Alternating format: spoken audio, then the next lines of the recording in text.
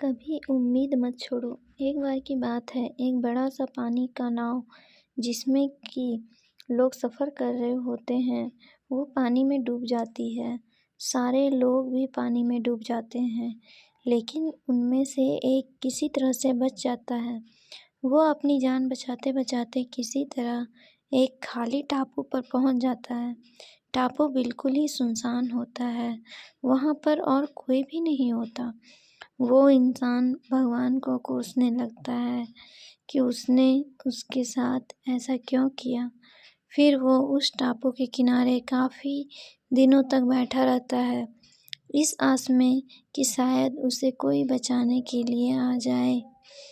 लेकिन 2-3 दिन बीत जाने पर भी उसे बचाने के लिए कोई नहीं आता।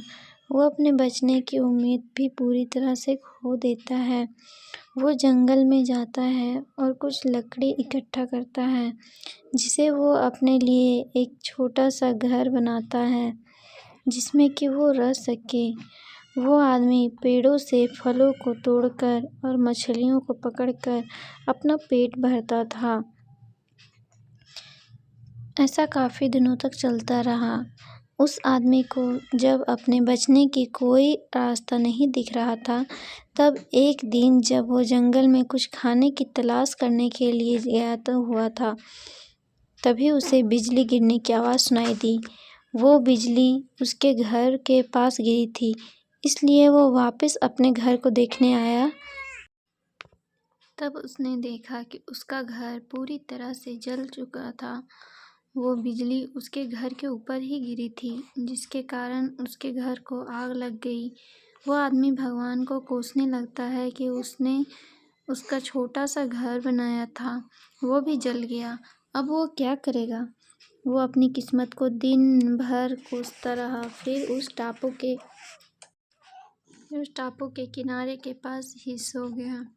अचानक उसे एक नाव की आवाज़ सुनाई दी, जिससे उसकी अनकही आंखें खुल गई। तो उसने उठकर देखा कि एक नाव उसके पास ही आ रही थी। वो ज़ोर-ज़ोर से उस नाव को मदद के लिए पुकारने लगा। उस नाव पर सवार लोगों ने उसकी आवाज़ सुन ली और उसे बचा लिया। उस आदमी ने उन लोगों से पूछा कि आपको कैसे पता चला कि मैं यहाँ पर हूँ?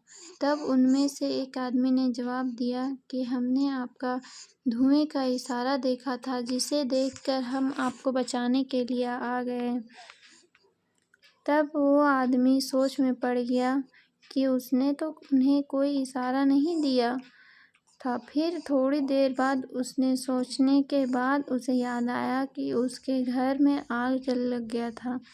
शायद उसी के धुएं को देखकर ये मुझे बचाने के लिए आ गए। ये सब जानकर वो बहुत खुश हुआ तथा उसने भगवान का शुक्रिया किया। सीख हमें इससे ये सीख मिलती है कि हमें हमारी ज़िंदगी में मुश्किलें चाहे जितनी भी हो, हमें कभी उम्मीद नहीं छोड़नी चाहिए और भगवान पर भरोसा रखना चाहिए।